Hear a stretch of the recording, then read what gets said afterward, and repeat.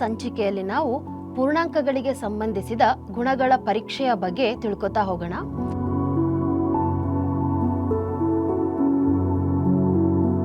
ಇದಕ್ಕೆ ಸಂಬಂಧಿಸಿದಂತಹ ಪ್ರಮುಖ ಉದ್ದೇಶಗಳು ಈ ಕೆಳಗಿನ ಗುಣಗಳನ್ನು ಪರೀಕ್ಷಿಸುವುದು.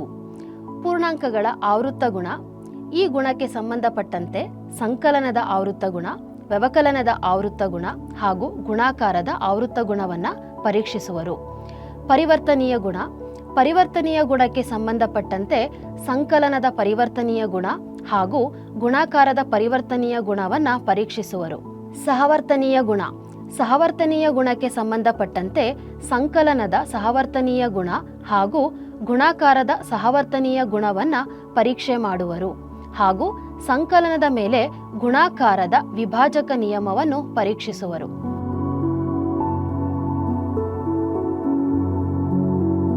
ನಾವೀಗ ಈ ಸಂಚಿಕೆಗೆ ಬೇಕಾಗಿರುವಂತಹ ಕಲಿಕಾ ಸಾಮಗ್ರಿಗಳನ್ನು ನೋಡೋಣ. ಮೊದಲಿಗೆ ಚೌಕಳಿ ಬಿಲ್ಲೆಗಳು ಅಥವಾ ವೃತ್ತಾಕಾರದ ಬಿಲ್ಲೆಗಳು ಹಾಗೂ ಚೌಕಳಿ ಪುಸ್ತಕ. ವಿದ್ಯಾರ್ಥಿಗಳು ಈಗಾಗಲೇ ಪೂರ್ಣಾಂಕಗಳ ಮೂಲ ಕ್ರಿಯೆಗಳನ್ನು ತಿಳಿದುಕೊಂಡಿರುತ್ತಾರೆ. ನಾವೀಗ ಪೂರ್ಣಾಂಕಗಳ ಗುಣಧರ್ಮಗಳನ್ನು ತಿಳಿದುಕೊಳ್ತಾ ಹೋಗೋಣ.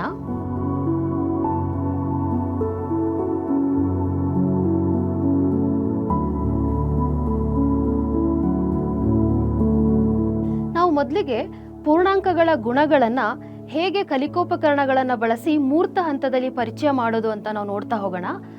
ಈ ಹಂತದಲ್ಲಿ ವಿದ್ಯಾರ್ಥಿಗಳು ಈಗಾಗಲೇ ಪೂರ್ಣ ಸಂಖ್ಯೆಗಳಿಗೆ ಗುಣಗಳನ್ನು ಪರೀಕ್ಷೆ ಮಾಡೋದನ್ನು ಅವರು ಕಲ್ತಿರ್ತಾರೆ. ನಾವೀಗ ಇಲ್ಲಿ ಚೌಕಳಿ ಬಿಲ್ಲೆಗಳನ್ನು ಬಳಸಿ ಹೇಗೆ ಗುಣಗಳನ್ನು ಪರೀಕ್ಷೆ ಮಾಡೋದು ಅಂತ ನೋಡ್ತಾ ಹೋಗೋಣ. ನಾವಿಲ್ಲಿ ಚೌಕಳಿ ಬಿಲ್ಲೆಗಳು ಅಥವಾ ವೃತ್ತಾಕಾರದ ಬಿಲ್ಲೆಗಳನ್ನು ಸಹ ಬಳಸ್ತಾ ಹೋಗ್ಬೋದು. ನಾವೀಗ ಇಲ್ಲಿ ಚೌಕಾಕಾರದ ಬಿಲ್ಲೆಗಳನ್ನು ಬಳಸೋಣ. ನಮಗೆ ಈ ಹಂತದಲ್ಲಿ ಮಕ್ಕಳಿಗೆ ಈಗಾಗಲೇ ಗೊತ್ತಿರುತ್ತೆ, ಇಲ್ಲಿ 2 ಬಣ್ಣದ ಬಿಲ್ಲೆಗಳಿದೆ. ಅದರಲ್ಲಿ ನಾವು ಮೊದಲಿಗೆ ಒಂದು ಬದಿಯನ್ನ ಅಥವಾ ನೀಲಿ ಬಣ್ಣವನ್ನ ಧನ ಅಂತ ಹೇಳಿ ಕರೆಯೋಣ, ಅಂದ್ರೆ ಇದು ಪಾಸಿಟಿವ್ ಅಂತ ಆಗುತ್ತೆ. ಅದೇ ರೀತಿ ಇನ್ನೊಂದು ಬದಿಯಲ್ಲಿರುವಂತಹ ಹಳದಿ ಬಣ್ಣವನ್ನ ಋಣ ಅಂತ ಹೇಳಿ ಕರೆಯೋಣ, ಅಂದ್ರೆ ನೆಗೆಟಿವ್ ಅಂತ ಹೇಳಿ ಆಗುತ್ತೆ. ನಾವು ಪೂರ್ಣಾಂಕಗಳ ಕ್ರಿಯೆಗಳನ್ನು ಮಾಡುವಾಗ ಅದರಲ್ಲಿ ಬರುವಂತಹ ಗುಣಗಳನ್ನು ಪರೀಕ್ಷೆ ಮಾಡಿ ಆ ಗುಣಗಳು ಪೂರ್ಣಾಂಕಗಳಿಗೆ ಒಳಪಟ್ಟಿದೆಯೋ ಇಲ್ವೋ ಅಂತ ಹೇಳಿ ನಾವೀಗ ಪರೀಕ್ಷೆ ಮಾಡ್ತಾ ಹೋಗಬೇಕು. ಮೊದಲಿಗೆ ನಾವು 2 ಸಂಖ್ಯೆಯನ್ನು ತಗೊಳ್ಳೋಣ. ಧನ 3 ಮತ್ತು ಧನ 2. ಈಗ ಈ 2 ಸಂಖ್ಯೆಗಳ ಸಂಕಲನವನ್ನ ಮಾಡ್ತಾ ಹೋಗೋಣ. ಈಗ ಈ ಸಂಕಲನವನ್ನ ಮಾಡಿದಾಗ ಅದರಲ್ಲಿ ಬರುವಂತಹ ಮೊತ್ತ ಪೂರ್ಣಾಂಕದಲ್ಲಿ ಇದೆಯೋ ಇಲ್ವೋ ಅಂತ ಹೇಳಿ ನಾವೀಗ ಪರೀಕ್ಷೆ ಮಾಡ್ತಾ ಹೋಗ್ಬೇಕು. ಮೊದಲಿಗಿರುವಂತಹ ಸಂಖ್ಯೆ ಧನ 3. ಎರಡನೇ ಸಂಖ್ಯೆ ಏನು ತಗೊಂಡಿದ್ದೀವಿ ಅಂದ್ರೆ ಧನ 2. ಧನ 2 ಅಂತ ಹೇಳಿದ್ರೆ ನಾವೀಗ ಇಲ್ಲಿ ನೀಲಿ ಬಣ್ಣದ ಬಿಲ್ಲೆಗಳನ್ನು ತಗೋತಾ ಹೋಗ್ಬೇಕು. ನಮಗೆ ಗೊತ್ತಿದೆ, ಸಂಕಲನ ಅಂತ ಹೇಳಿದ್ರೆ ನಾವು ಸಂಕಲನ ಕ್ರಿಯೆಯನ್ನ ಮಾಡಬೇಕು ಅಂತ ಹೇಳಿದ್ರೆ ನಾವು ಅದರ ಅರ್ಥ ಅದನ್ನ ಒಟ್ಟುಗೂಡಿಸು ಅಥವಾ ಸೇರಿಸು ಅಂತ ಹೇಳಿ ಅರ್ಥ.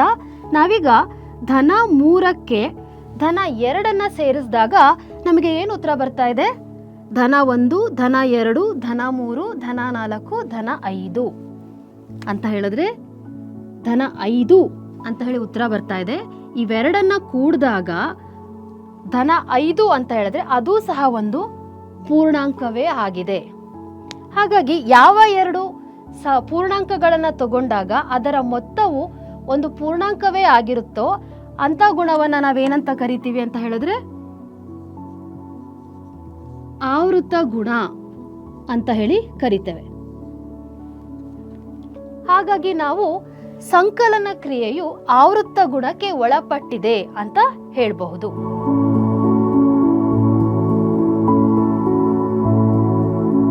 ನಾವೀಗ 2 ಸಂಖ್ಯೆಗಳನ್ನು ತಗೊಳ್ಳೋಣ. ಧನ 3 ಮತ್ತೆ ಋಣ 2. ಈಗ ಈ 2 ಸಂಖ್ಯೆಗಳನ್ನು ವ್ಯವಕಲನವನ್ನ ಮಾಡಿದಾಗ ನಮಗೆ ಪೂರ್ಣಾಂಕಗಳನ್ನೇ ಬರ್ತಾ ಇದೆಯಾ ಅಂತ ಹೇಳಿ ಈಗ ಪರೀಕ್ಷೆ ಮಾಡ್ತಾ ಹೋಗೋಣ. ಮೊದಲಿಗೆ ಇರುವಂಥದ್ದು ಧನ 3. ಧನ 3 ಅಂತ ಹೇಳಿದ್ರೆ ನಾವಿಲ್ಲಿ ನೀಲಿ ಬಣ್ಣದ ಬಿಲ್ಲೆಗಳನ್ನು ತಗೋಬೇಕು. ಧನ 3 ತಗೊಂಡಿದ್ದೀವಿ. ನಂತರ ಏನಂತ ಇದೆ ಹೇಳಿದ್ರೆ ಋಣ 2 ಅಂತ ಹೇಳಿ ಇದೆ. ಋಣ 2 ಅಂತ ಹೇಳಿದ್ರೆ ಹಳದಿ ಬಿಲ್ಲೆಗಳನ್ನ ತಗೊಳ್ಳೋಣ. ನಾವು ವ್ಯವಕಲನ ಕ್ರಿಯೆಯನ್ನ ಮಾಡ್ತಾ ಇರೋದ್ರಿಂದ ನಾವೀಗ ಇಲ್ಲಿ ವ್ಯವಕಲನ ಚಿಹ್ನೆಯನ್ನ ಹಾಕ್ತೀವಿ. ವಿದ್ಯಾರ್ಥಿಗಳು ಪೂರ್ಣಾಂಕಗಳ ವ್ಯವಕಲನವನ್ನ 2 ವಿಧಾನದಲ್ಲಿ ಈಗಾಗಲೇ ಕಲ್ತಿರ್ತಾರೆ. ಒಂದು ಶೂನ್ಯ ಜೋಡಿಗಳನ್ನ ಸೇರಿಸಿ ವ್ಯವಕಲನವನ್ನ ಮಾಡೋದು, ಇನ್ನೊಂದು ವ್ಯವಕಲನ ಚಿಹ್ನೆ ಇದ್ದಾಗ ಅದರ ವಿಲೋಮ ಮಾಡಿ ವ್ಯವಕಲನವನ್ನ ಮಾಡೋದು ಸಹ ಕಲ್ತಿರ್ತಾರೆ. ನಾವೀಗ ಇಲ್ಲಿ ಹೇಗೆ ವ್ಯವಕಲನ ಚಿಹ್ನೆ ಇದ್ದಾಗ ವಿಲೋಮ ಮಾಡಿ ವ್ಯವಕಲನವನ್ನ ಮಾಡೋದು ಅಂತ ಹೇಳಿ ನೋಡ್ತಾ ಹೋಗೋಣ. ನಾವೀಗ ವ್ಯವಕಲನ ಮಾಡ್ತಾ ಇರೋದ್ರಿಂದ ಈ ಚಿಹ್ನೆ ಋಣ ಚಿಹ್ನೆ ಇರೋದ್ರಿಂದ ನಮಗೆ ಋಣ 2 ಹಳದಿ ಬಿಲ್ಲೆ ಏನಿದೆ ಅದರ ವಿಲೋಮ ಮಾಡಿ ಅದರ ಧನ ಅಂತ ತಗೋತಾ ಹೋಗ್ತೀವಿ. ಹಾಗಾಗಿ ಈಗ ನಮ್ಗಿಲ್ಲಿ ಋಣ 3 ಋಣ 2 ವ್ಯವಕಲನ ಮಾಡಿದಾಗ ನಮ್ಗೆ ಏನ್ ಸಿಗ್ತಾ ಇದೆ ಅಂತ ಹೇಳಿದ್ರೆ ಧನ 5 ಅಂತ ಹೇಳಿ ಸಿಗತ್ತೆ. ಈಗ ಈ 5 ಪೂರ್ಣಾಂಕ ಸಂಖ್ಯೆಯಲ್ಲಿ ಇದೆಯಾ ಅಂತ ಹೇಳಿ ನಾವು ವಿದ್ಯಾರ್ಥಿಗಳನ್ನ ಕೇಳಬೇಕು. ಹೌದು, 5 ಅನ್ನೋದು ಪೂರ್ಣಾಂಕಗಳ ಗಣದಲ್ಲಿ ಇದೆ. ಹಾಗಾಗಿ ನಾವು ಧನ 3 ಮೈನಸ್ ಋಣ 2 ಅಂದ್ರೆ ನಾವು ವ್ಯವಕಲನ ಕ್ರಿಯೆಯನ್ನ ಮಾಡಿದಾಗ ಅದು ಆವೃತ್ತ ಗುಣಕ್ಕೆ ಒಳಪಟ್ಟಿದೆ ಅಂತ ಹೇಳಿ ಹೇಳಬಹುದು.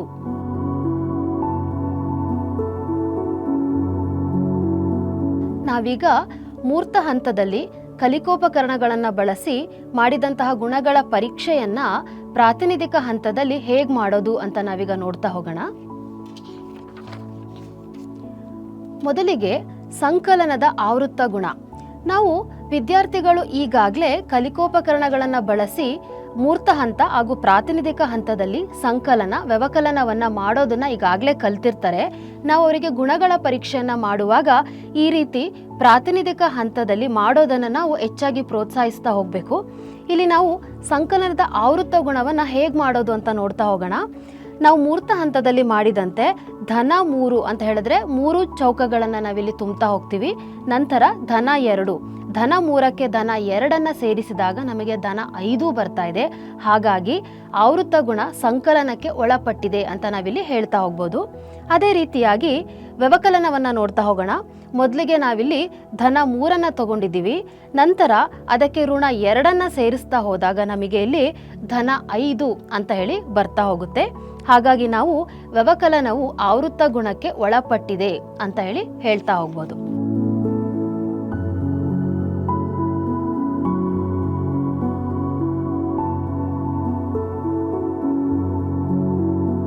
ನಾವೀಗ 2 ಸಂಖ್ಯೆಯನ್ನ ತಗೊಳ್ಳೋಣ. ಧನ 2 ಮತ್ತು ಋಣ 3. ಈಗ ಆ 2 ಸಂಖ್ಯೆಗಳನ್ನ ಗುಣಾಕಾರ ಮಾಡಿದಾಗ ಅದರ ಗುಣಲಬ್ಧ ಪೂರ್ಣಾಂಕ ಆಗಿದ್ಯಾ ಇಲ್ವಾ ಅಂತ ಹೇಳಿ ನಾವೀಗ ಪರೀಕ್ಷೆ ಮಾಡ್ತಾ ಹೋಗೋಣ. ನಾವೀಗ ಗುಣಾಕಾರ ಕ್ರಿಯೆಯನ್ನ ಮಾಡ್ತಾ ಇರೋದ್ರಿಂದ ಇಲ್ಲಿ ಗುಣಾಕಾರ ಚಿಹ್ನೆಯನ್ನ ಹಾಕೋಣ. ಮೊದಲಿಗೆ ಧನ 2 ಅಂತ ಇದೆ. ಈಗ ಇದನ್ನ ನಾವು ವಾಕ್ಯ ರೂಪದಲ್ಲಿ ಹೇಳೋದಾದ್ರೆ ಧನ 2 3 ಬಾರಿ ಅಂತ ಹೇಳಲಿಕ್ಕಾಗಲ್ಲ, ಯಾಕಂದ್ರೆ ನಮ್ಗೆ ಇಲ್ಲಿ ಗುಣಕದಲ್ಲಿ ಋಣ ಚಿಹ್ನೆ ಇದೆ. ಹಾಗಾಗಿ ಇದನ್ನ ನಾವು ಧನ 2ರ ವಿಲೋಮ 3 ಬಾರಿ ಅಂತ ಹೇಳಿ ಓದ್ತಾ ಹೋಗ್ಬೋದು. ಮೊದಲಿಗೆ ನಾವೀಗ ಇಲ್ಲಿ 2 ಧನ ಬಿಲ್ಲೆಗಳನ್ನ ತಗೊಳ್ಳೋಣ. ನಾವು ಅದನ್ನ ವಾಕ್ಯ ರೂಪದಲ್ಲಿ ಹೇಗೆ ಓದ್ತಾ ಹೋದ್ವಿ ಅಂದ್ರೆ ಧನ 2ರ ವಿಲೋಮ 3 ಬಾರಿ. ವಿಲೋಮ ಅಂತ ಹೇಳಿದ್ರೆ ನಾವು ಧನ ಬಿಲ್ಲೆಯ ಬದಲಾಗಿ ನಾವು ಋಣ ಬಿಲ್ಲೆಯನ್ನ ತಗೋಬೇಕು. ಈಗ ಇದನ್ನೇ ವಿಲೋಮ ಮಾಡೋಣ. ಈಗ ಧನ 2ರ ವಿಲೋಮ ಆಗಿದೆ. ಅದನ್ನ ನಾವು ಎಷ್ಟು ಬಾರಿ ತಗೋಬೇಕಾಗಿದೆ? 3 ಬಾರಿ ತಗೋಬೇಕಾಗಿದೆ. ಹಾಗಾಗಿ ಇದೇ ರೀತಿಯ ಹಳದಿ ಬಿಲ್ಲೆಗಳನ್ನು ನಾವು 3 ಬಾರಿ ತಗೊಳ್ಳೋಣ. 2 ಬಾರಿ, ನಂತರ 3 ಬಾರಿ. ನಾವು ಧನ 2ರ ವಿಲೋಮವನ್ನ 3 ಬಾರಿ ತಗೊಂಡಾಗ ನಮಗೆ ಇಲ್ಲಿ ಎಷ್ಟು ಸಿಗ್ತಾ ಇದೆ ಅಂತ ಹೇಳಿದ್ರೆ ಋಣ 6 ಅಂತ ಹೇಳಿ ಸಿಗ್ತಾ ಇದೆ. ಹಾಗಿದ್ರೆ ಈ ಋಣ 6 ಅನ್ನೋದು ಪೂರ್ಣಾಂಕಗಳ ಗಣದಲ್ಲಿ ಇದೆಯಾ? ಹೌದು, ಇದು ಪೂರ್ಣಾಂಕ ಗಣದಲ್ಲಿ ಇದೆ. ಹಾಗಾಗಿ ನಾವಿಲ್ಲಿ ಗುಣಾಕಾರವು ಆವೃತ್ತ ಗುಣಕ್ಕೆ ಒಳಪಟ್ಟಿದೆ ಅಂತ ಹೇಳಿ ಹೇಳಬಹುದು.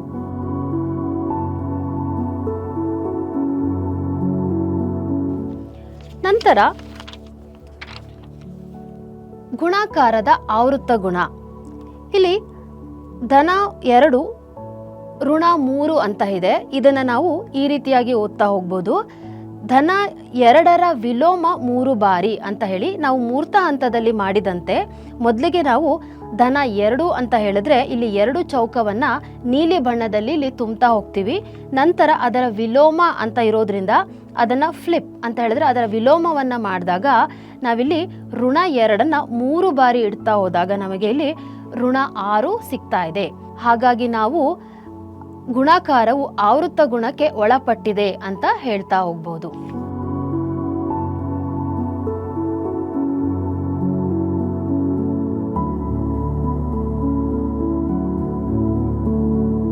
ನಾವೀಗ 2 ಸಂಖ್ಯೆಗಳನ್ನು ತಗೊಳ್ಳೋಣ.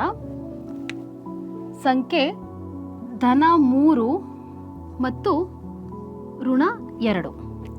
ಈಗ ನಾವು ಈ 2 ಸಂಖ್ಯೆಗಳ ಸಂಕಲನವನ್ನು ಈ ಕ್ರಮಗಳನ್ನು ಬದಲಾಯಿಸಿ ಸಂಕಲನ ಮಾಡಿದ್ರೆ ಅದರ ಮೊತ್ತ ಏನಾಗಿರುತ್ತೆ ಅಂತ ನಾವೀಗ ನೋಡ್ತಾ ಹೋಗೋಣ. ಮೊದಲಿಗೆ ಧನ 3 ಮತ್ತೆ ಋಣ 2 ತಗೊಳ್ಳೋಣ. ಋಣ 2 ಅಂತ ಹೇಳಿದ್ರೆ ಹಳದಿ ಬಣ್ಣವನ್ನು ತಗೊಂಡಿದ್ದೀವಿ. ನಾವು ಮೊದಲಿಗೆ ಮಾಡ್ತಾ ಇರೋದು ಸಂಕಲನ. ಧನ 3 ತಗೊಂಡಿದ್ದೀವಿ. ಧನ 3ಕ್ಕೆ ನಾವೀಗ ಇಲ್ಲಿ ಸಂಕಲನ ಮಾಡ್ತಾ ಇರೋದ್ರಿಂದ ಋಣ 2 ಒಟ್ಟಿಗೆ ಸೇರಿಸ್ತಾ ಇದ್ದೀವಿ. ನಾವು ಇದನ್ನು ಒಟ್ಟಿಗೆ ಸೇರಿಸಿದಾಗ ಇಲ್ಲಿ ನೋಡ್ತಾ ಹೋಗ್ಬೋದು, ಇಲ್ಲಿ 2 ಶೂನ್ಯ ಜೋಡಿಗಳನ್ನು ನಾವೀಗ ನೋಡ್ತಾ ಹೋಗ್ಬೋದು. ಈಗ ಶೂನ್ಯ ಜೋಡಿಗಳನ್ನು ತೆಗೆಯೋಣ. ಹಾಗಾಗಿ ಉತ್ತರ ನಮಗೆ ಧನ 1 ಸಿಕ್ಕಿದೆ. ಈಗ ಇದೇ 2 ಸಂಖ್ಯೆಗಳ ಕ್ರಮವನ್ನು ಅದಲು ಬದಲು ಮಾಡಿ ನಾವೀಗ ಸಂಕಲನವನ್ನು ಮಾಡೋಣ. ಮೊದಲಿಗೆ ಋಣ 2 ಕೂಡಿಸು ಧನ 3 ಅಂತೇಳಿ ಮಾಡ್ತಾ ಹೋಗೋಣ. ನಮಗೆ ಕೊಟ್ಟಿರೋ ಮೊದಲನೇ ಸಂಖ್ಯೆ ಏನಿದೆ ಅಂತ ಹೇಳಿದ್ರೆ ಋಣ 2 ಅಂತ ಹೇಳಿ ಇದೆ. ಋಣ 2 ಅಂತ ಹೇಳಿದ್ರೆ ನಾವಿಲ್ಲಿ 2 ಹಳದಿ ಬಿಲ್ಲೆಗಳನ್ನು ತಗೋಬೇಕು. ನಂತರ ಧನ 3 ಅಂತ ಇದೆ. ಧನ 3 ಅಂತ ಹೇಳಿದ್ರೆ 3 ನೀಲಿ ಬಿಲ್ಲೆಗಳನ್ನು ತಗೊಳ್ಳೋಣ.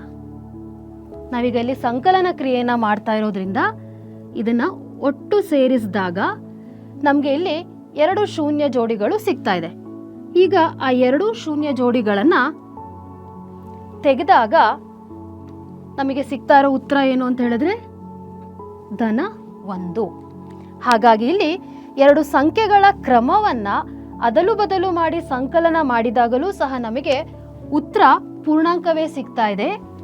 ಹಾಗಾಗಿ ನಾವು ಇದನ್ನು ಏನಂತ ಹೇಳ್ಬೋದು ಅಂತ ಹೇಳಿದ್ರೆ ಸಂಕಲನವು ಪರಿವರ್ತನೀಯ ಗುಣಕ್ಕೆ ಒಳಪಟ್ಟಿದೆ ಅಂತ ಹೇಳಿ ಹೇಳಬಹುದು.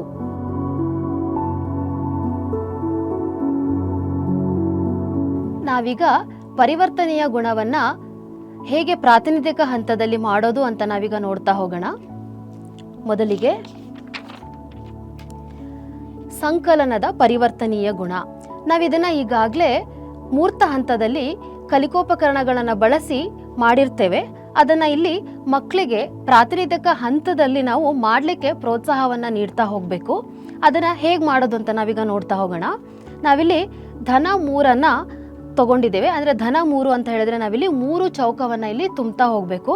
ನಂತರ ಅದಕ್ಕೆ ಋಣ 2 ಸೇರಿಸ್ತಾ ಹೋಗಬೇಕು ಅಂತ ಹೇಳಿದ್ರೆ ನಾವಿಲ್ಲಿ ಹಳದಿ ಬಿಲ್ಲೆಯನ್ನು ಇಟ್ಕೊಂಡಿದ್ದೀವಿ. ಹಾಗಾಗಿ ನಾವೀಗ ಹಳದಿ ಬಣ್ಣದಲ್ಲಿ 2 ಚೌಕವನ್ನು ತುಂಬ್ತಾ ಇದ್ದೀವಿ. ನಮ್ಮ ಬಲಭಾಗದಲ್ಲಿ ಮೊದಲಿಗೆ ಋಣ 2 ಅಂತ ಹೇಳಿದ್ರೆ ಹಳದಿ ಬಣ್ಣದಲ್ಲಿ 2 ಚೌಕವನ್ನು ತುಂಬೋಣ. ಅದಕ್ಕೆ ಧನ 3 ಸೇರಿಸ್ತಾ ಹೋಗೋಣ. ನಮಗೆ ಇಲ್ಲಿ ಧನ 3ಕ್ಕೆ ಋಣ 2 ಸೇರಿಸಿದಾಗ 2 ಶೂನ್ಯ ಜೋಡಿಗಳು ಏರ್ಪಾಟಾಗಿದೆ. ಆ 2 ಶೂನ್ಯ ಜೋಡಿಗಳನ್ನು ತೆಗೆದಾಗ ನಮಗೆ ಉಳಿಯುವಂತಹ ಉತ್ತರ ಧನ 1 ಆಗಿರುತ್ತೆ. ಬಲಭಾಗದಲ್ಲಿ ಋಣ 2ಕ್ಕೆ ಧನ 3 ಸೇರಿಸಿದಾಗಲೂ ಸಹ ನಮಗೆ ಇಲ್ಲಿ 2 ಶೂನ್ಯ ಜೋಡಿಗಳು ಬಂದಿರುತ್ತೆ. ಆ 2 ಶೂನ್ಯ ಜೋಡಿಗಳನ್ನು ತೆಗೆದಾಗ ನಮಗೆ ಧನ 1 ಅಂತ ಹೇಳಿ ಉತ್ತರ ಬರ್ತಾ ಇದೆ. ಇದನ್ನು ನಾವು ಅಮೂರ್ತ ಹಂತದಲ್ಲಿ ಈ ರೀತಿ ಬರಿತಾ ಹೋಗ್ಬೋದು. ಧನ 3 ಸೇರಿಸು ಋಣ 2 ಅಂತ ನಾವು ಎಡಭಾಗದಲ್ಲಿ ಮಾಡಿದಾಗ, ಬಲಭಾಗದಲ್ಲಿ ಋಣ 2ಕ್ಕೆ ಧನ 3 ಸೇರಿಸಿದಾಗ 2 ಕಡೆಯ ಉತ್ತರ ನಮಗೆ ಧನ 1 ಆಗಿರುತ್ತದೆ. ಹಾಗಾಗಿ ನಾವು ಪರಿವರ್ತನೀಯ ಗುಣವು ಸಂಕಲನಕ್ಕೆ ಒಳಪಟ್ಟಿದೆ ಅಂತ ಹೇಳಿ ಹೇಳ್ತಾ ಹೋಗ್ಬೋದು. ನಾವೀಗ ಇದನ್ನ ಸಾಮಾನ್ಯೀಕರಿಸಿ ಹೇಳುವುದಾದರೆ ಎಲ್ಲ a, b belongs to Z. Z ಅಂತ ಹೇಳಿದ್ರೆ ಪೂರ್ಣ ಸಂಖ್ಯೆಗಳನ್ನು ನಾವು ಝೆಡ್ ಅಕ್ಷರದಿಂದ ಪ್ರತಿನಿಧಿಸ್ತೇವೆ. For all A comma B belongs to Z, A plus B is equal to B plus A ಅಂತ ಹೇಳಿ ನಾವು ಸಾಮಾನ್ಯೀಕರಿಸಿ ಹೇಳ್ತಾ ಹೋಗ್ಬೋದು. ಇದರ ಅರ್ಥ, ನಾವು ಯಾವುದೇ ಪೂರ್ಣ ಸಂಖ್ಯೆಗಳನ್ನು ತಗೊಂಡಾಗ ಅದು ಮೊದಲಿಗೆ ಪೂರ್ಣಾಂಕಗಳ ಗಣಕ್ಕೆ ಒಳಪಟ್ಟಿರುತ್ತೆ. ಅದರ ಕ್ರಮವನ್ನು ಬದಲಾಯಿಸಿ ಕೂಡಿದ್ರೂ ಸಹ ನಮಗೆ ಅದರ ಉತ್ತರ ಒಂದೇ ಆಗಿರುತ್ತೆ ಅಂತ ಹೇಳಿ ಹೇಳ್ತಾ ಹೋಗ್ತೀವಿ. ಇದನ್ನ ನಾವು ಸಂಕಲನದ ಪರಿವರ್ತನೀಯ ಗುಣ ಅಂತ ಹೇಳಿ ಹೇಳ್ತೇವೆ.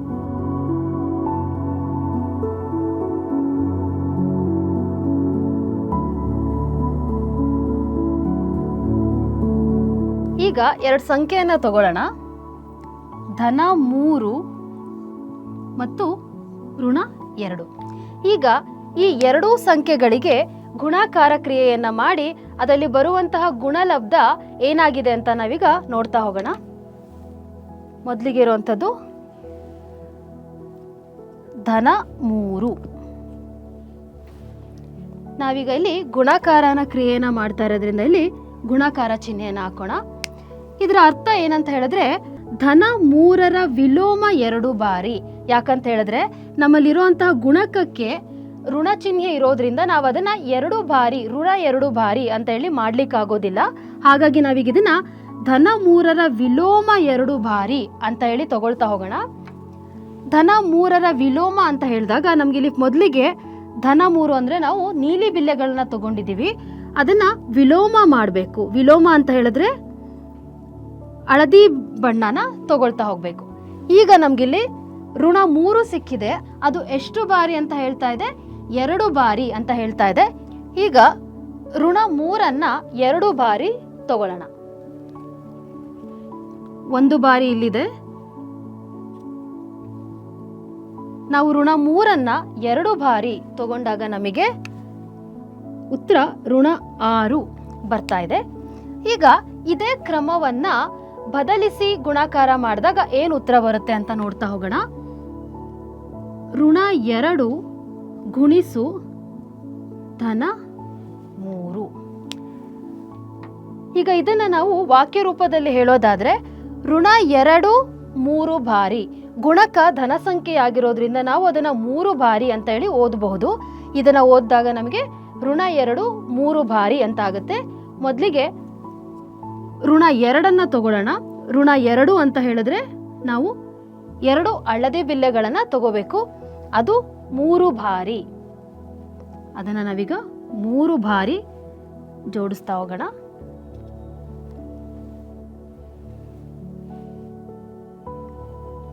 ಹಾಗಾದ್ರೆ ನಾವು ಋಣ 2ಅನ್ನ 3 ಬಾರಿ ಜೋಡಿಸಿದಾಗ ಉತ್ತರ ಏನ್ ಬರ್ತಾ ಇದೆ ಅಂತ ಹೇಳಿದ್ರೆ ಋಣ 6 ಬರ್ತಾ ಇದೆ. ಹಾಗಾಗಿ 2 ಸಂಖ್ಯೆಗಳ ಕ್ರಮವನ್ನ ಬದಲಿಸಿ ಗುಣಾಕಾರ ಮಾಡಿದರೂ ಸಹ ನಮಗೆ ಉತ್ತರ ಏನ್ ಬರ್ತಾ ಇದೆ ಅಂದ್ರೆ ಒಂದೇ ಬರ್ತಾ ಇದೆ. ಹಾಗಾಗಿ ನಾವು ಗುಣಾಕಾರವು ಪರಿವರ್ತನೀಯ ಗುಣಕ್ಕೆ ಒಳಪಟ್ಟಿದೆ ಅಂತ ಹೇಳಬಹುದು.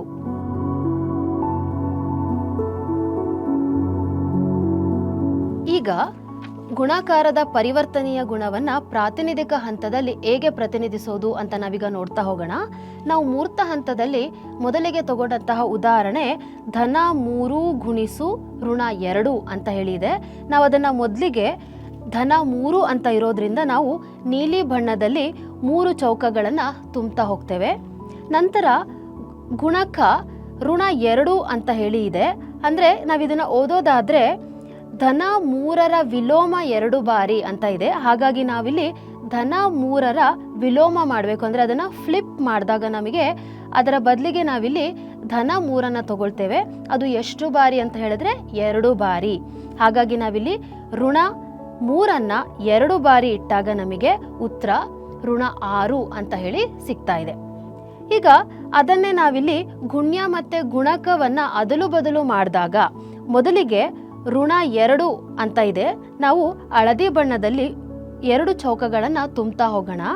ಅದು ಎಷ್ಟು ಬಾರಿ ಅಂದರೆ 3 ಬಾರಿ. ಅಂದರೆ ಗುಣಕದಲ್ಲಿ ಧನ ಚಿಹ್ನೆ ಇರೋದ್ರಿಂದ ನಾವು ಅದನ್ನು 3 ಬಾರಿ ನೇರವಾಗಿ ತಗೊಳ್ತಾ ಹೋಗ್ತೇವೆ. ಹಾಗಾಗಿ ಧನ 2 3 ಬಾರಿ ಅಂತ ಹೇಳಿದ್ರೆ ನಮಗೆ ಋಣ 6 ಅಂತ ಹೇಳಿ ಉತ್ತರ ಸಿಗ್ತಾ ಇದೆ. ಈಗ ನಾವೀಗ ಈ ಎರಡನ್ನ ನಾವಿಲ್ಲಿ ಹೋಲಿಕೆ ಮಾಡಿದಾಗ ಧನ 3 ಗುಣಿಸು ಋಣ 2 ಮಾಡಿದಾಗ ಉತ್ತರ ನಮಗೆ ಋಣ 6 ಸಿಗ್ತಾ ಇದೆ. ನಂತರ ಋಣ 2 ಗುಣಿಸು ಧನ 3 ಮಾಡಿದಾಗಲೂ ಸಹ ನಮಗೆ ಉತ್ತರ ಋಣ 6 ಸಿಗ್ತಾ ಇದೆ. ಹಾಗಾಗಿ ನಾವು ಇಲ್ಲಿ ಎರಡು ಪೂರ್ಣಾಂಕಗಳನ್ನು ಅದಲು ಬದಲು ಮಾಡಿ ಗುಣಾಕಾರ ಮಾಡಿದಾಗಲೂ ಸಹ ನಮಗೆ ಉತ್ತರ ಒಂದೇ ಆಗಿರುವಾಗ ಅದನ್ನು ಹೇಗೆ ಹೇಳ್ತೀವಿ ಅಂತ ಹೇಳಿದ್ರೆ ಪರಿವರ್ತನೀಯ ಗುಣವು ಗುಣಾಕಾರಕ್ಕೆ ಒಳಪಟ್ಟಿದೆ ಅಂತ ಹೇಳಿ ಹೇಳ್ತಾ ಹೋಗ್ಬೋದು. ಇದನ್ನು ನಾವು ಸಾಮಾನ್ಯೀಕರಿಸಿ ಬರೆಯುವುದಾದರೆ ಇದರ ಅರ್ಥ ಮೊದಲಿಗೆ ನಾವು ತಗೊಳ್ಳೋ ಅಂತಹ ಎರಡು ಸಂಖ್ಯೆಗಳು ಪೂರ್ಣಾಂಕ ಗಣದಲ್ಲಿಯೇ ಇದೆ ಅಂತ ಹೇಳಲಿಕ್ಕೆ ನಾವಿಲ್ಲಿ for all a, b belongs to z ಅಂತ ಹೇಳಿ ಹೇಳ್ತೇವೆ. ಈಗ ಆ ಎರಡೂ ಸಂಖ್ಯೆಗಳನ್ನು ಅದಲು ಬದಲು ಮಾಡಿ ಅದರ ಕ್ರಮವನ್ನು ಅದಲು ಬದಲು ಮಾಡಿ ಗುಣಾಕಾರ ಮಾಡಿದಾಗಲೂ ಸಹ ನಮಗೆ ಅದರ ಉತ್ತರ ಒಂದೇ ಆಗಿದ್ದಾಗ ನಾವು ಪರಿವರ್ತನೀಯ ಗುಣಕ್ಕೆ ಗುಣಾಕಾರವು ಒಳಪಟ್ಟಿದೆ ಅಂತ ಹೇಳಿ ಹೇಳಬಹುದು.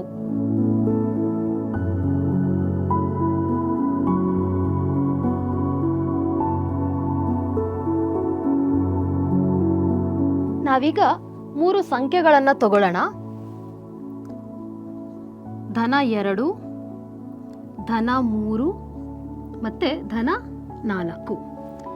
ಈಗ ಈ 3 ಸಂಖ್ಯೆಗಳನ್ನು ತಗೊಂಡು ಇದರ ಕ್ರಮವನ್ನು ಬದಲಿಸಿ ಸಂಕಲನ ಮಾಡಿದ್ರೆ ಏನು ಉತ್ತರ ಬರುತ್ತೆ ಅಂತ ನಾವೀಗ ನೋಡ್ತಾ ಹೋಗೋಣ. ಮೊದಲಿಗೆ ಕೊನೆಯ 2 ಸಂಖ್ಯೆಗಳನ್ನು ಸಂಕಲನ ಮಾಡೋಣ. ಮೊದಲಿಗಿರುವಂಥದ್ದು 3 ಅಂತ ಹೇಳಿದ್ರೆ ನಾವು 3 ನೀಲಿ ಬಿಲ್ಲೆಗಳನ್ನು ತಗೊಳ್ಳೋಣ. 2, 3. ನಂತರ ಅದಕ್ಕೆ ಎಷ್ಟನ್ನ ಸೇರಿಸಬೇಕಾಗಿದೆ? ಧನ 4. ಧನ 1, ಧನ 2, ಧನ 3, ಧನ 4. ಈಗ ನಾವಿದನ್ನ ಒಟ್ಟು ಕೂಡಿಸಿದಾಗ ಅಥವಾ ಸೇರಿಸಿದಾಗ ನಮಗೇನು ಬರ್ತಾ ಇದೆ ಅಂತ ಹೇಳಿದ್ರೆ ಧನ 7 ಅಂತ ಹೇಳಿ ಬರ್ತಾ ಇದೆ. ಈಗ ನಾವು ಈ ಧನ 7ಕ್ಕೆ 2ಅನ್ನ ಸೇರಿಸೋಣ.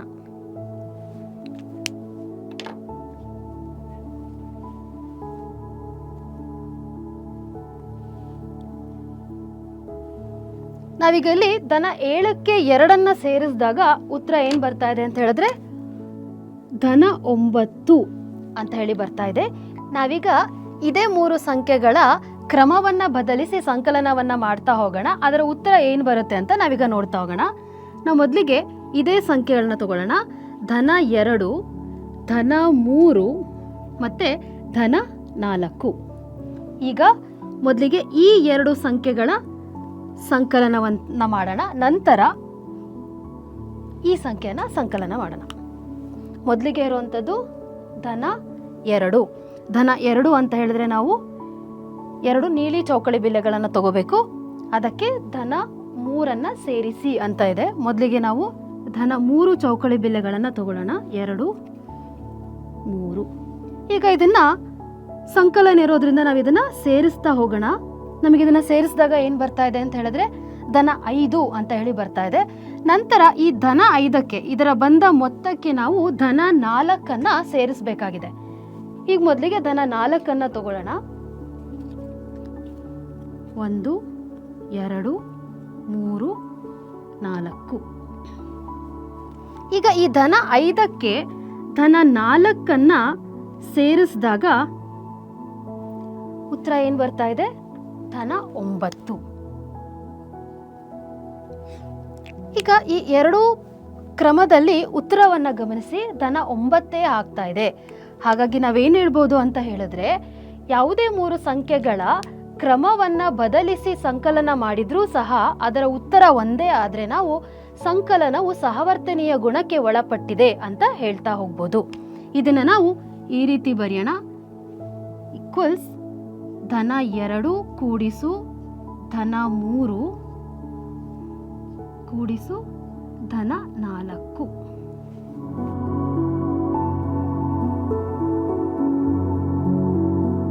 ನಾವೀಗ ಸಂಕಲನದ ಸಹವರ್ತನೀಯ ಗುಣವನ್ನು ಹೇಗೆ ಪ್ರಾತಿನಿಧಿಕ ಹಂತದಲ್ಲಿ ಮಾಡೋದು ಅಂತ ನಾವೀಗ ನೋಡ್ತಾ ಹೋಗೋಣ. ನಾವು ಮೂರ್ತ ಹಂತದಲ್ಲಿ ತಗೊಂಡಂತಹ ಉದಾಹರಣೆಗಳನ್ನೇ ನಾವೀಗ ಪ್ರಾತಿನಿಧಿಕ ಹಂತದಲ್ಲೂ ಸಹ ತಗೊಳ್ತಾ ಹೋಗಬೇಕು. ಇದನ್ನೇ ಸಹ ನಾವು ತರಗತಿಯಲ್ಲಿ ಮಕ್ಕಳಿಗೆ ಪ್ರೋತ್ಸಾಹಿಸ್ತಾ ಹೋಗಬೇಕಾಗತ್ತೆ. ನಾವು ತಗೊಳ್ಳೋಂತಹ ಉದಾಹರಣೆಗಳನ್ನೇ ಮೂರ್ತ ಹಂತದಲ್ಲಿ, ಪ್ರಾತಿನಿಧಿಕ ಹಂತದಲ್ಲಿ ಹಾಗೂ ಅಮೂರ್ತ ಹಂತದಲ್ಲಿಯೂ ಸಹ ಅವರು ಆ ಸಮಸ್ಯೆಯನ್ನು ಬಗೆಹರಿಸ್ತಾ ಹೋದರೆ ಆ ಪರಿಕಲ್ಪನೆ ಅವರಿಗೆ ತುಂಬ ಚೆನ್ನಾಗಿ ಅರ್ಥೈಸುತ್ತೆ. ನಾವೀಗ ನೋಡ್ತಾ ಹೋಗೋಣ. ಸಂಕಲನದ ಸಹವರ್ತನೀಯ ಗುಣದಲ್ಲಿ ನಾವು ತಗೊಂಡಂತಹ 3 ಸಂಖ್ಯೆಗಳು ಧನ 2, ಧನ 3 ಮತ್ತು ಧನ 4. ಮೊದಲಿಗೆ ನಾವಿಲ್ಲಿ ಧನ 3 ಮತ್ತು ಧನ 4 ಕೂಡ್ತಾ ಇದ್ದೀವಿ. ಅದೆರಡನ್ನು ಕೂಡಿದಾಗ ನಮಗೆ ಧನ 7 ಅಂತ ಹೇಳಿ ಉತ್ತರ ಬರ್ತಾ ಇದೆ. ನಾವೀಗ ಧನ 2 ಹಾಗೆ ಬರ್ಕೊಂಡಿದ್ದೀವಿ. ನಂತರ ಇಲ್ಲಿ ಧನ 2 ಮತ್ತು ಧನ 7 ಕೂಡಿದಾಗ ನಮಗೆ ಉತ್ತರ ಧನ 9 ಅಂತ ಹೇಳಿ ಬರ್ತಾ ಇದೆ. ಈಗ ನಾವು ಮೊದಲಿಗೆ ಧನ 2 ಮತ್ತು ಧನ 3 ಕೂಡಿದಾಗ ಉತ್ತರ ಧನ 5 ಅಂತ ಹೇಳಿ ಬರುತ್ತೆ. ನಮ್ಮ 3ನೇ ಸಂಖ್ಯೆ ಧನ 4 ನಾವು ಹಾಗೆ ಬರಿತಾ ಹೋಗೋಣ. ನಂತರ ಧನ 5 ಮತ್ತು ಧನ 4 ಕೂಡಿದಾಗ ಉತ್ತರ ಧನ 9 ಅಂತ ಹೇಳಿ ಬರ್ತಾ ಇದೆ. ನಾವಿಲ್ಲಿ ಎಡಭಾಗ ಮತ್ತು ಬಲಭಾಗವನ್ನು ನೋಡಿದಾಗ ನಮಗೆ 2ರ ಉತ್ತರ 9 ಅಂತಲೇ ಆಗಿದೆ. ಹಾಗಾಗಿ ಸಹವರ್ತನೀಯ ಗುಣದಲ್ಲಿ 3 ಸಂಖ್ಯೆಗಳನ್ನು ಅಂದರೆ 3 ಪೂರ್ಣಾಂಕಗಳನ್ನು ಅವುಗಳ ಕ್ರಮವನ್ನು ಅದಲು ಬದಲು ಮಾಡಿ ಕೂಡಿದಾಗಲೂ ಸಹ ಉತ್ತರ ಒಂದೇ ಬಂದರೆ ಸಹವರ್ತನೀಯ ಗುಣವು ಸಂಕಲನಕ್ಕೆ ಒಳಪಟ್ಟಿದೆ ಅಂತ ಹೇಳಿ ಹೇಳ್ತಾ ಹೋಗ್ಬೋದು. ಇದನ್ನು ನಾವು ಸಾಮಾನ್ಯೀಕರಿಸಿ ಬರೆಯೋದಾದರೆ ನಮಗಿಲ್ಲಿ ಬೇಕಾಗಿರುವಂತಹ ಸಂಖ್ಯೆಗಳು 3. ಅದನ್ನು ನಾವಿಲ್ಲಿ for all A, B, C belongs to Z ಅಂತ ಹೇಳಿ ಹೇಳ್ತೇವೆ. ಇದರ ಅರ್ಥ ನಾವು ತಗೊಳ್ಳುವಂತಹ 3 ಸಂಖ್ಯೆಗಳು ಪೂರ್ಣಾಂಕಗಳ ಗಣದಲ್ಲಿ ಇದೆ. ಈಗ ಆ 3 ಸಂಖ್ಯೆಗಳನ್ನು ಅದಲು ಬದಲು ಮಾಡಿ ಕೂಡಿದಾಗಲೂ ಸಹ ನಮಗೆ ಉತ್ತರ ಒಂದೇ ಆಗ್ತಾ ಇದೆ. ಅದನ್ನು ನಾವಿಲ್ಲಿ ಈ ರೀತಿ ಬರುತ್ತಾ ಹೋಗ್ತೇವೆ. A plus of B plus C is equal to A plus B plus C ಅಂತ ಹೇಳಿ ಕರಿತೇವೆ.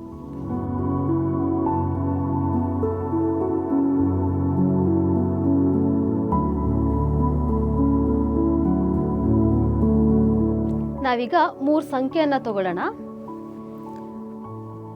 ಧನ 2, ಋಣ 3 ಮತ್ತು ಧನ 4.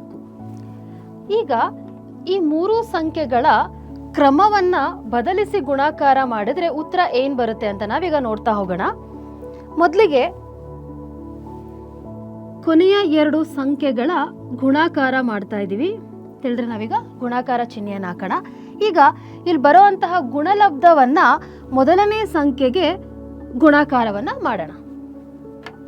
ನಮಗಿಲ್ಲಿ ಮೊದಲಿಗಿರುವಂಥದ್ದು ಋಣ 3 ಗುಣಿಸು ಧನ 4 ಅಂತೇಳಿ. ಇದರ ಅರ್ಥ ಋಣ 3 4 ಬಾರಿ ಅಂತ ಹೇಳಿ ಆಗುತ್ತೆ.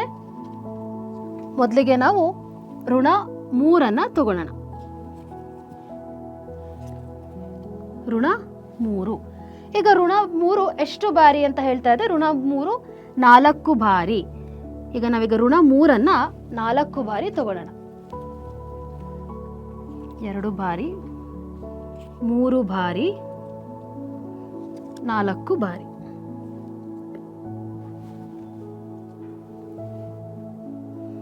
ನಾವೀಗ ಋಣ 3 ಗುಣಿಸು ಧನ 4 ಮಾಡಿದ್ದೀವಿ. ಈಗ ಇದನ್ನು ಬಂದಂತಹ ಗುಣಲಬ್ಧವನ್ನ 2 ಬಾರಿ ಅಂತ ಇಲ್ಲಿ ಹೇಳ್ತಾ ಇದೆ. ಆಗ್ಲೇ ನಮ್ಗಿಲ್ಲಿ 1 ಬಾರಿ ಸಿಕ್ಕಿದೆ. ನಾವೀಗ ಇದೇ ರೀತಿ ಇನ್ನೊಂದು ಬಾರಿ ತಗೊಳ್ಬೇಕಾಗಿದೆ. ಈಗ ನಾವು ಇದನ್ನ ಇದೇ ರೀತಿ ಇನ್ನೊಂದು ಬಾರಿ ಜೋಡಿಸ್ಕೊಳ್ತಾ ಹೋಗೋಣ. ಅಂದ್ರೆ ಋಣ 3 4 ಬಾರಿ.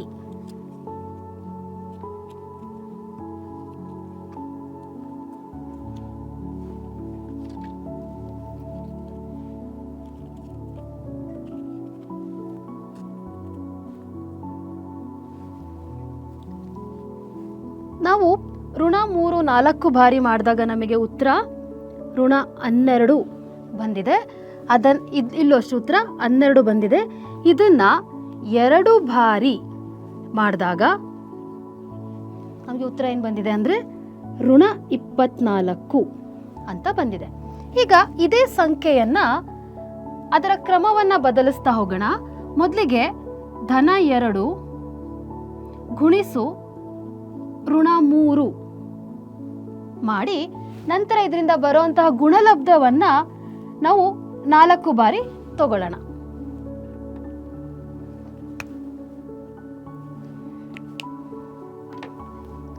ಮೊದಲಿಗೆ ನಾವೇನ್ ಮಾಡ್ತಾ ಇದೀವಿ ಅಂದ್ರೆ ಧನ 2 ತಗೋಬೇಕು. ಧನ 2 ಅಂತ ಹೇಳಿದ್ರೆ ನೀಲಿ ಬಿಲ್ಲೆಗಳನ್ನು ತಗೊಳ್ಳೋಣ. ಅದು ಎಷ್ಟು ಬಾರಿ ಅಂತ ಹೇಳ್ತಾ ಇದೆ? ಋಣ 3 ಬಾರಿ. ನಾವೀಗಾಗಲೇ ತಿಳ್ಕೊಂಡಿದೀವಿ ಋಣ 3 ಬಾರಿ ಅಂತ ಹೇಳಿ. ನಾವು ಗುಣಕ ಋಣ ಇದ್ದಾಗ ನಾವು ಅದನ್ನ ಬಳಕೆ ಮಾಡ್ಲಿಕ್ಕಾಗಲ್ಲ. ಇದರ ಅರ್ಥ ಧನ 2ರ ವಿಲೋಮ 3 ಬಾರಿ ಅಂತ ಹೇಳಿ. ಹಾಗಾಗಿ ನಾವಿಲ್ಲಿ ಮೊದಲಿಗೆ ಧನ 2 ತಗೊಂಡಿದೀವಿ. ಈಗ ಇದನ್ನ ನಾವು ವಿಲೋಮ ಮಾಡಬೇಕು. ವಿಲೋಮ ಅಂತ ಹೇಳಿದ್ರೆ ಹಳದಿ ಬಿಲ್ಲೆಗಳನ್ನ ತಗೋಬೇಕು. ಈಗ ಇದು ಎಷ್ಟು ಬಾರಿ ಅಂತ ಹೇಳ್ತಾ ಇದೆ? 3 ಬಾರಿ ಅಂತ ಹೇಳ್ತಾ ಇದೆ. ನಾವೀಗ ಇದನ್ನ 3 ಬಾರಿ ಜೋಡಿಸ್ತಾ ಹೋಗೋಣ. ನಾವೀಗ ಧನ 2ರ ವಿಲೋಮವನ್ನ 3 ಬಾರಿ ಮಾಡಿದೀವಿ. ನಮ್ಗೀಗ ಉತ್ತರ ಏನ್ ಬಂದಿದೆ ಅಂದ್ರೆ ಋಣ 6 ಅಂತ ಬಂದಿದೆ. ಈಗ ಈ ಗುಣಲಬ್ಧವನ್ನ ನಾವು 3ನೇ ಸಂಖ್ಯೆಯೊಂದಿಗೆ ಗುಣಾಕಾರ ಮಾಡಬೇಕು. ಈಗ 3ನೇ ಸಂಖ್ಯೆ ಏನಂತ ಹೇಳ್ತಾ ಇದೆ ಅಂದ್ರೆ ಧನ 4 ಅಂತ ಹೇಳ್ತಾ ಇದೆ. ಈಗ ಈ ಗುಣಲಬ್ಧವನ್ನ ನಾವು ಪುನಃ 4 ಬಾರಿ ಜೋಡಿಸ್ಕೊಳ್ತಾ ಹೋಗ್ಬೇಕು. ಈಗ ಇದನ್ನೇ ನಾವೀಗ 4 ಬಾರಿ ಜೋಡಿಸ್ಕೊಳ್ತಾ ಹೋಗೋಣ. 2ನ್ನ 3 ಬಾರಿ,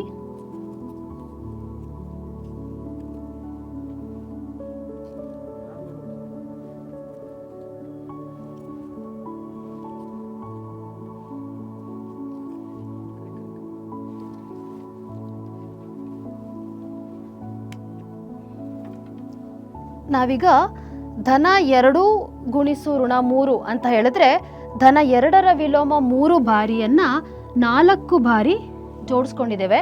ನಾವೀಗ ಇದನ್ನ 4 ಬಾರಿ ಜೋಡಿಸ್ಕೊಂಡಿರೋದ್ರಿಂದ ನಮಗೆ ಉತ್ತರ ಏನು ಬರ್ತಾ ಇದೆ ಅಂತ ಹೇಳಿದ್ರೆ ಋಣ 24 ಅಂತ ಬರ್ತಾ ಇದೆ. ಈಗ ನಾವಿಲ್ಲಿ ಈ 2 ಉತ್ತರವನ್ನ ಗಮನಿಸಿದಾಗ ನಮಗೆ ಈ 2 ಉತ್ತರ ಏನಾಗಿದೆ ಅಂತ ಹೇಳಿದ್ರೆ ಸಮನಾಗಿದೆ. ಹಾಗಾಗಿ ನಾವಿಲ್ಲಿ ಸಮ ಚಿಹ್ನೆಯನ್ನ ಹಾಕ್ಬೋದು. ನಮಗೆ ಮೂರ್ತ ಹಂತದಲ್ಲಿಯೂ ಸಹ ನಮ್ಮ ಎಡಬದಿ ಮತ್ತೆ ಬಲಬದಿ ಋಣ 24 ಸಮನಾಗಿದೆ ಅಂತ ನಾವಿಲ್ಲಿ ಹೇಳಬಹುದು.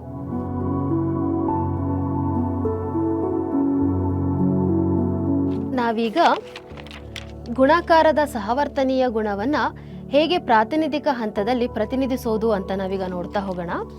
ಮೊದಲಿಗೆ ಋಣ 3 4 ಬಾರಿ ಅಂತ ಹೇಳಿ ಇದೆ. ಹಾಗಾಗಿ ನಾವಿಲ್ಲಿ ಮೊದಲು ಋಣ 3 ಅಂತ ಹೇಳಿದ್ರೆ 3 ಹಳದಿ ಬಿಲ್ಲೆಗಳನ್ನ ಮೂರ್ತ ಹಂತದಲ್ಲಿ ತಗೊಂಡ್ವಿ. ಅದೇ ರೀತಿಯಾಗಿ ನಾವಿಲ್ಲಿ ಪ್ರಾತಿನಿಧಿಕ ಹಂತದಲ್ಲಿ ಹಳದಿ ಬಣ್ಣದಲ್ಲಿ 3 ಚೌಕಗಳನ್ನ ತುಂಬಿದೀವಿ. ನಂತರ ಅದು 4 ಬಾರಿ ಇರೋದ್ರಿಂದ ಋಣ 3ಅನ್ನ 4 ಬಾರಿ ತಗೊಂಡಿದೀವಿ. ನಂತರ ಇಲ್ಲಿ ಅದು 2 ಬಾರಿ ಅಂತ ಇದೆ. ಹಾಗಾಗಿ ನಾವಿಲ್ಲಿ ಋಣ 3 ಗುಣಿಸು 4 ಬಾರಿಯನ್ನ 2 ಬಾರಿ ಮಾಡಿದಾಗ ನಮಗೆ ಅದರ ಉತ್ತರ ಋಣ 24 ಅಂತ ಹೇಳಿ ಸಿಗ್ತಾ ಇದೆ. ನಾವೀಗ ಬಲಭಾಗವನ್ನ ನೋಡೋಣ. ಬಲಭಾಗದಲ್ಲಿ ನಾವು ಮೊದಲಿಗೆ ತಗೊಂಡಿದ್ದು ಧನ 2. ಧನ 2 ಅಂತ ಹೇಳಿದ್ರೆ ನಾವು ಅದನ್ನ ಇಲ್ಲಿ ನೀಲಿ ಬಣ್ಣದಲ್ಲಿ 2 ಚೌಕಗಳನ್ನು ತುಂಬ್ತಾ ಹೋಗೋಣ. ನಂತರ ಇದು ಧನ 2 ಗುಣಿಸು ಋಣ 3 ಅಂತ ಇದೆ. ಇದರ ಅರ್ಥ ಧನ 2ರ ವಿಲೋಮ 3 ಬಾರಿ. ಹಾಗಾಗಿ ನಾವಿಲ್ಲಿ ಧನ 2ರ ವಿಲೋಮ ಅಂತ ಹೇಳಿದ್ರೆ ಅದನ್ನ ಫ್ಲಿಪ್ ಮಾಡಿ ನಾವಿಲ್ಲಿ 2 ಹಳದಿ ಬಿಲ್ಲೆಗಳನ್ನು ಇಟ್ಕೊಂಡಿದ್ದೀವಿ. ಅದು ಎಷ್ಟು ಬಾರಿ ಅಂತ ಹೇಳಿದ್ರೆ ಅದು 3 ಬಾರಿ. ನಾವಿಲ್ಲಿ ಋಣ 2ಅನ್ನ 3 ಬಾರಿ ತಗೊಂಡಾಗ ನಮಗಿಲ್ಲಿ ಋಣ 6 ಸಿಗ್ತಾ ಇದೆ. ಅದನ್ನು ನಾವು 4 ಬಾರಿ ಮಾಡಬೇಕಾಗಿದೆ. ಅದನ್ನು ನಾವಿಲ್ಲಿ 4 ಬಾರಿ ಮಾಡಿದಾಗಲೂ ಸಹ ನಮಗೆ ಉತ್ತರ ಋಣ 24 ಅಂತ ಹೇಳಿ ಸಿಗ್ತಾ ಇದೆ. ನಾವೀಗ ಇಲ್ಲಿ ಎಡಭಾಗ ಮತ್ತೆ ನಾವು ಬಲಭಾಗವನ್ನು ಗಮನಿಸಿದಾಗ 2ರ ಉತ್ತರ ಸಹ ನಮಗಿಲ್ಲಿ ಋಣ 24 ಅಂತ ಹೇಳಿ ಸಿಗ್ತಾ ಇದೆ. ಹಾಗಾಗಿ ನಾವು ಸಹವರ್ತನೀಯ ಗುಣ ಗುಣಾಕಾರಕ್ಕೆ ಒಳಪಟ್ಟಿದೆ ಅಂತ ನಾವಿಲ್ಲಿ ಹೇಳ್ತಾ ಹೋಗ್ಬೋದು. ನಾವೀಗ ಇದನ್ನ ಸಾಮಾನ್ಯೀಕರಿಸಿ ಹೇಗೆ ಬರೆಯೋದು ಅಂತ ನೋಡ್ತಾ ಹೋಗೋಣ. ನಾವು ಸಹವರ್ತನೀಯ ಗುಣವನ್ನು ಸಾಮಾನ್ಯೀಕರಿಸಬೇಕಾದ್ರೆ ನಮಗೆ ಇಲ್ಲಿ 3 ಸಂಖ್ಯೆಗಳು ಬೇಕಾಗಿದೆ. ಅದನ್ನು ನಾವಿಲ್ಲಿ ಈ ರೀತಿ ಬರಿತಾ ಹೋಗೋಣ. For all a, b, c belongs to Z ಅಂತ ಹೇಳಿದ್ರೆ A comma B com C ಪೂರ್ಣ ಸಂಖ್ಯೆಗಳಲ್ಲಿದೆ ಅಂತ ಹೇಳ್ಬೋದು. ನಂತರ ನಾವಿಲ್ಲಿ ಮಾಡಿದಂತೆ ಈ 3 ಸಂಖ್ಯೆಗಳಲ್ಲಿ ಮೊದಲಿಗೆ ಕೊನೆಯ 2 ಸಂಖ್ಯೆಗಳ ಗುಣಾಕಾರ ಮಾಡಿದ್ದೇವೆ. ಅದರಲ್ಲಿ ಬಂದಂತಹ ಗುಣಲಬ್ಧವನ್ನು ಮೊದಲ ಸಂಖ್ಯೆಗೆ ಗುಣಾಕಾರ ಮಾಡಿದ್ದೇವೆ. ನಂತರ ಇಲ್ಲಿ ಮೊದಲಿಗೆ ಮೊದಲ 2 ಸಂಖ್ಯೆಗಳ ಗುಣಾಕಾರವನ್ನು ಮಾಡಿ ಅದರಿಂದ ಬಂದಂತಹ ಗುಣಲಬ್ಧವನ್ನು ನಾವು 3ನೇ ಸಂಖ್ಯೆಯ ಗುಣಾಕಾರ ಮಾಡಿದ್ದೇವೆ. ಇದನ್ನು ನಾವಿಲ್ಲಿ ಈ ರೀತಿ ಓದ್ಬೋದು. ಹಾಗಾಗಿ ನಾವು ಈ ಬಲಭಾಗ ಮತ್ತು ಎಡಭಾಗ ಎರಡೂ ಸಮನಾಗಿದೆ ಅಂತ ಹೇಳ್ಬೋದು. ಹಾಗಾಗಿ ನಮಗೆ ಇಲ್ಲಿ ಗುಣಾಕಾರವು ಸಹವರ್ತನೀಯ ಗುಣಕ್ಕೆ ಒಳಪಟ್ಟಿದೆ ಅಂತ ಹೇಳ್ಬಹುದು.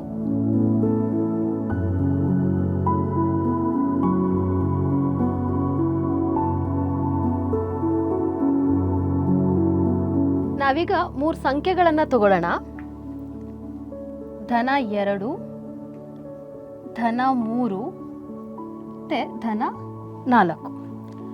ಮೊದಲಿಗೆ ಇಲ್ಲಿ ಕೊಟ್ಟಿರುವಂತಹ 3 ಸಂಖ್ಯೆಯಲ್ಲಿ ಕೊನೆಯ 2 ಸಂಖ್ಯೆಗಳಿಗೆ ಸಂಕಲನವನ್ನು ಮಾಡಿ ಏನು ಉತ್ತರ ಬರುತ್ತೆ ಅಂತ ನೋಡೋಣ. ಮೊದಲಿಗಿರುವಂಥದ್ದು ಧನ 3 ಅಂತ ಹೇಳಿದ್ರೆ ನಾವು 3 ನೀಲಿ ಬಿಲ್ಲೆಗಳನ್ನು ತಗೋಬೇಕು. ನಂತರ ಅದಕ್ಕೆ ಧನ 4 ಸೇರಿಸಬೇಕು ಅಂತ ಇದೆ. ಮೊದಲಿಗೆ ನಾವು ಧನ 4 ತಗೊಳ್ಳೋಣ. 2, 3, 4. ಈಗ ಸಂಕಲನ ಕ್ರಿಯೆ ಇರೋದ್ರಿಂದ ನಾವಿದನ್ನ ಸೇರಿಸ್ತಾ ಹೋಗೋಣ. ನಮಗೆ ಉತ್ತರ ಏನು ಬಂದಿದೆ ಅಂದರೆ ಧನ 7 ಅಂತ ಹೇಳಿ ಬಂದಿದೆ. ಈಗ ಈ ಉತ್ತರವನ್ನು ಕೊಟ್ಟಿರುವಂತಹ ಮೊದಲ ಸಂಖ್ಯೆಗೆ ಗುಣಾಕಾರವನ್ನು ಮಾಡೋಣ. ಗುಣಾಕಾರ ಮಾಡಬೇಕು ಅಂತಂದರೆ ಏನು? ಇದರ ಅರ್ಥ ಇಲ್ಲಿ ಕೊಟ್ಟಿರುವಂತಹ ಮೊತ್ತ ಏನಿದೆ ಅದು 2 ಬಾರಿ ಅಂತ ಹೇಳಿ ಬರುತ್ತೆ. ಈಗಾಗಲೇ ಇಲ್ಲಿ 1 ಬಾರಿ ಇದೆ. ನಾವೀಗ ಇದನ್ನು 2 ಬಾರಿ ತಗೊಳ್ಳೋಣ. ಅಂದರೆ ಈಗ ಇಲ್ಲಿರುವಂತಹ ಧನ 7 2 ಬಾರಿ ತಗೊಳ್ಳೋಣ. 6, 7.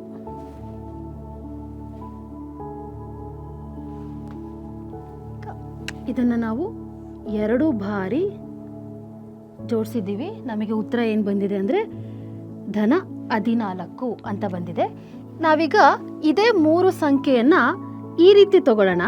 ಅಂದರೆ ಮೊದಲ ಸಂಖ್ಯೆಯನ್ನು 2ನೇ ಸಂಖ್ಯೆಯ ಜೊತೆಗೆ ಮೊದಲಿಗೆ ಗುಣಾಕಾರವನ್ನು ಮಾಡೋಣ. ಮೊದಲ ಸಂಖ್ಯೆ ಈಗ 2ನೇ ಸಂಖ್ಯೆ ಗುಣಾಕಾರ ಕ್ರಿಯೆಯನ್ನು ಮಾಡೋಣ. ನಂತರ ಆ 2ರ ಮೊತ್ತ ಏನು ಬರುತ್ತೆ ಅಂತ ನಾವೀಗ ನೋಡ್ತಾ ಹೋಗೋಣ. ಧನ 2 3 ಬಾರಿ ಅಂತ ಇದೆ. ಅದನ್ನು 3 ಬಾರಿ ತಗೊಳ್ಳೋಣ. 2 ಬಾರಿ 3 ಬಾರಿ. ಈಗ ಇಲ್ಲಿರುವಂತಹ ಕ್ರಮ ಏನಿದೆ ಅಂತ ಹೇಳಿದ್ರೆ ಧನ 2 4 ಬಾರಿ ಅಂತ ಇದೆ. ಇಲ್ಲಿ ಗುಣಾಕಾರ ಚಿಹ್ನೆ ಇದೆ. ನಾವೀಗ ಅದನ್ನು ಧನ 2 ತಗೊಳ್ಳೋಣ. ಅದು 4 ಬಾರಿ ಅಂತ ಇದೆ. ಅದನ್ನು ನಾವೀಗ 4 ಬಾರಿ ತಗೊಳ್ಳೋಣ. 2 ಬಾರಿ 3 ಬಾರಿ 4 ಬಾರಿ. ನಂತರ ನಾವೀಗ ಇಲ್ಲಿ ಸಂಕಲನವನ್ನು ಹಾಕೋಣ ಅಂತ ಹೇಳಿದ್ರೆ ಈಗ ಈ 2 ಒಟ್ಟು ಸೇರಿಸಿದಾಗ ಏನು ಬರುತ್ತೆ ಉತ್ತರ ಅಂತ ನೋಡೋಣ. ನೋಡಿ, ಈಗ 2 ಒಟ್ಟು ಸೇರಿಸಿದಾಗಲೂ ನಮಗೆ ಉತ್ತರ ಏನು ಬರ್ತಾ ಇದೆ ಅಂತ ಹೇಳಿದ್ರೆ ಧನ 14 ಅಂತಾನೆ ಬರ್ತಾ ಇದೆ. ಹಾಗಾಗಿ ಇದನ್ನ ನಾವು ವಿಭಾಜಕ ನಿಯಮ ಅಂತ ಕರಿತೇವೆ. ಅಂತ ಹೇಳಿದ್ರೆ ನಾವಿಲ್ಲಿ ಮೊದಲ ಸಂಖ್ಯೆಯನ್ನ ಉಳಿದೆರಡು ಸಂಖ್ಯೆಗಳ ಮೊತ್ತಕ್ಕೆ ಗುಣಾಕಾರ ಮಾಡಿ ಅಥವಾ ಮೊದಲ ಸಂಖ್ಯೆಯ ಗುಣಾಕಾರ ಮಾಡಿ ಆ ಮೊತ್ತವನ್ನು ಕೂಡಿದಾಗಲೂ ಸಹ ನಮಗೆ ಉತ್ತರ ಒಂದೇ ಆಗ್ತಾ ಇದೆ ಅಂತ ಹೇಳಿದ್ರೆ ನಾವೀಗ ಇದು ಧನ 2 ಕೂಡಿಸು ಧನ 3 ಪ್ಲಸ್ ಧನ 4ಕ್ಕೆ ಸಮ ಅಂತ ಹೇಳ್ಬೋದು. ಹಾಗಾಗಿ ಪೂರ್ಣಾಂಕವು ಸಂಕಲನದ ಮೇಲೆ ಗುಣಾಕಾರದ ವಿಭಾಜಕ ನಿಯಮಕ್ಕೆ ಒಳಪಟ್ಟಿದೆ ಅಂತ ನಾವು ಹೇಳಬಹುದು.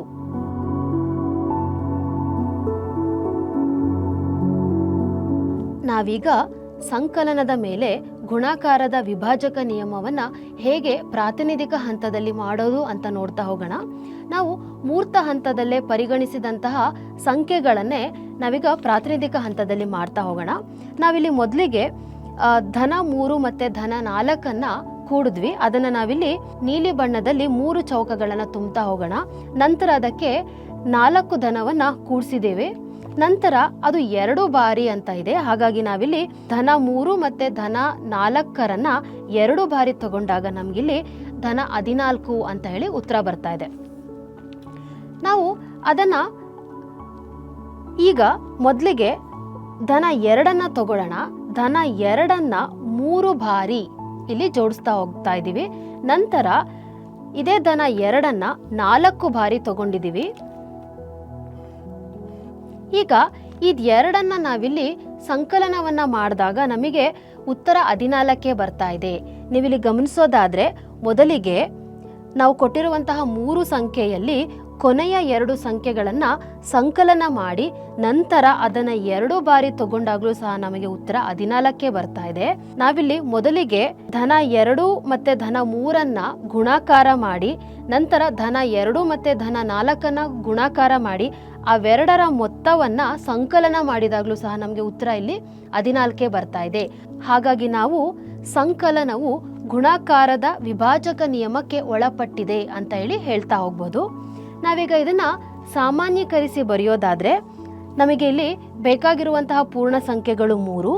ಹಾಗಾಗಿ ಇದನ್ನು ನಾವಿಲ್ಲಿ for all A, B, C ಒಳಪಟ್ಟಿದೆ ಪೂರ್ಣಾಂಕಗಳಿಗೆ ಅಂತ ಹೇಳಿ ಹೇಳ್ತಾ ಹೋಗ್ಬೋದು. ಇಲ್ಲಿ A into B plus C is equal to A into B plus A into C ಅಂತ ಹೇಳಿ ಸಂಕಲನದ ಮೇಲೆ ಗುಣಾಕಾರದ ವಿಭಾಜಕ ನಿಯಮವನ್ನು ಸಾಮಾನ್ಯೀಕರಿಸಬಹುದು.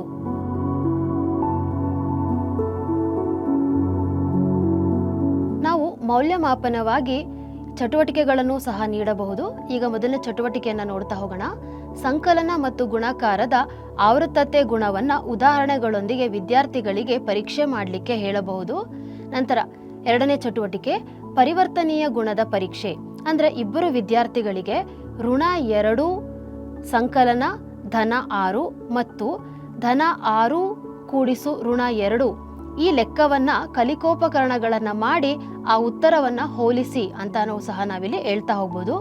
ಮೂರನೇ ಚಟುವಟಿಕೆ ಪರಿವರ್ತನೀಯ ಗುಣವನ್ನು ಪರೀಕ್ಷೆ ಮಾಡಲು ನಾವು ಗುಂಪು ಚಟುವಟಿಕೆಯಾಗಿ 2 + 3 +4 ಮತ್ತು 2 + 3 + 4 ಅನ್ನು ಸಹ ನಾವಿಲ್ಲಿ ಬಿಡಿಸಲಿಕ್ಕೆ ವಿದ್ಯಾರ್ಥಿಗಳಿಗೆ ಚಟುವಟಿಕೆಯಾಗಿ ನೀಡಬಹುದು. ಈ ಚಟುವಟಿಕೆಗಳು ಪೂರ್ಣಾಂಕಗಳ ಗುಣಗಳನ್ನು ಅರ್ಥ ಮಾಡಿಕೊಳ್ಳಲು ವಿದ್ಯಾರ್ಥಿಗಳಿಗೆ ಸಹಕಾರಿಯಾಗ್ತಾ ಹೋಗುತ್ತೆ.